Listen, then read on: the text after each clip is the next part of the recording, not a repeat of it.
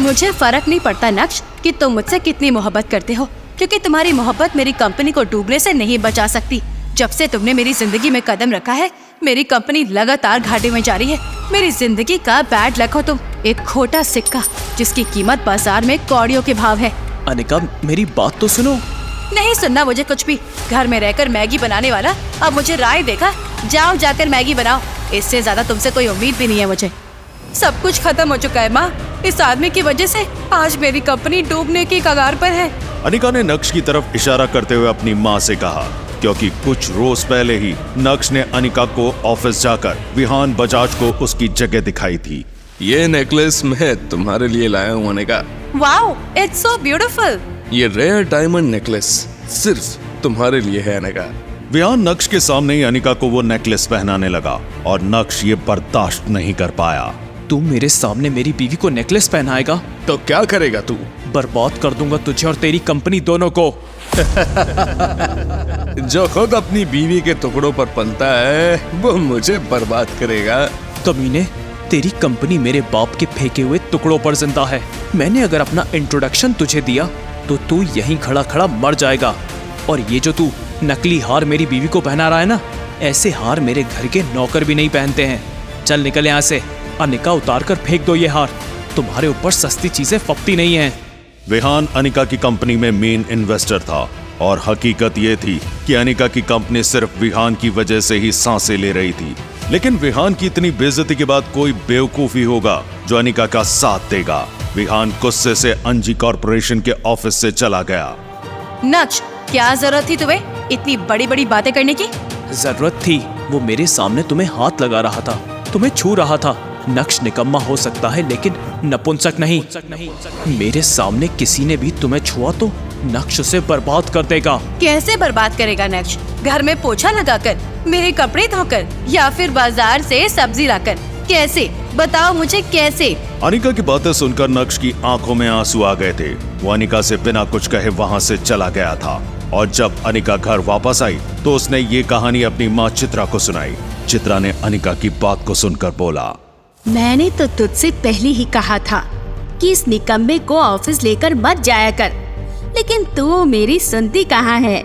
चित्रा अनिका की माँ थी और अनिका की तरह वो भी नक्श से सिर्फ नफरत करती थी। और भाग्या अनिका की कजन थी जो नक्श को नीचा दिखाने का एक भी मौका नहीं गंवाती थी। मुझे तो समझ ही नहीं आता दीदी कि इस आदमी में आखिर तुमने ऐसा क्या देख लिया था जो इससे शादी कर ली, जिसे कोई अपने घर का नौकर भी ना बना के रखे। तुमने उसे अपना हमसफर बना लिया। नक्श जावेरी परिवार का घर जमाई था, लेकिन नक्श का सच सिर्फ नक्श को पता था। बाकी पूरा जावेरी परिवार उसके सच से अनजान था। शायद इसीलिए परिवार का हर सदस्य नक्श को बेइज्जत करता था। वाह नक्श, अच्छा बदला लिया है तुमने मेरी दीदी से। विहान की बात का अगर इतना ही बुरा लगा था तुम्हें तो वापस कर देता उसको सारे पैसे। ये क्या वापस करेगा? ये तो खुद कौड़ियों का मोहताज है। अनिका को परेशान देखकर चित्रा और भाग्या ने नक्श को जलील करना शुरू कर दिया था कि तभी नक्श अनिका के पास आकर बोला, तुम्हें कितने पैसे चाहिए अनिका, मुझे बताओ। भाग्या ने नक्श पर तंज कसते हुए कहा, ये लो, अब ये करेंगे मदद अनिका की। भाग्या की बात सुनकर चित्रा भी कहाँ पीछे रहती। तुझे जो करना था तूने कर दिया, अब हमारे सामने हीरो मत बन। नक्श ने चित्रा और भाग्या दोनों की बात को इग्नोर करते हुए अनिका से फिर कहा, अनिका, तुम मुझे बताओ ना, कंपनी को बचाने के लिए तुम्हें कितने पैसों की जरूरत है? नक्श की बात सुनकर भाग्या ने फिर से नक्श पर वार करते हुए कहा, एक काम करो अनिका, तुम इसे बता ही दो, क्योंकि जब तक ये अपनी बेइज्जती ठीक से करवा नहीं लेगा ये नहीं मानेगा। अनिका पहले से ही परेशान थी। उसने नक्श को इग्नोर करते हुए बोला, नक्श please stay out of it. नक्श ने अनिका के सामने एक बार और रिक्वेस्ट करते हुए कहा, अनिका ट्रस्ट मी, एक बार मुझे बताओ तो, सिर्फ एक बार।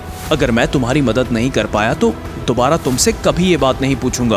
अब अनिका ने अपना आपा खो दिया था। गुस्से में छल्लाते हुए अनिका ने नक्श से कहा, 5 करोड़। अमाउंट सुनकर नक्श ने अपना सिर झुका लिया और अपना ध्यान उसने अपने मोबाइल पर लगा लिया था। और ये देखकर अनिका आग बबूला हो उठी थी। बस हो गया, कर सकती हो तुम इतने पैसों का इंतजाम?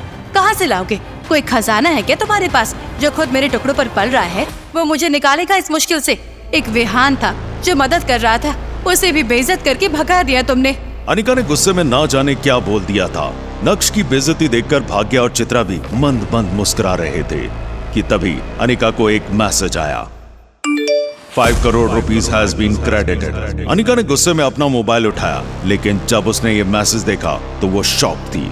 मैसेज देखने के बाद जब उसने नक्श की तरफ देखा तो नक्श ने धीरे से अपना सिर उठाते हुए कहा, तुम्हारे लिए मैगी बनाने वाला अब तुम्हारे लिए मिलियंस बनाएगा, और जब तक नक्श जिंदा है अंजी कॉरपोरेशन मर नहीं सकती।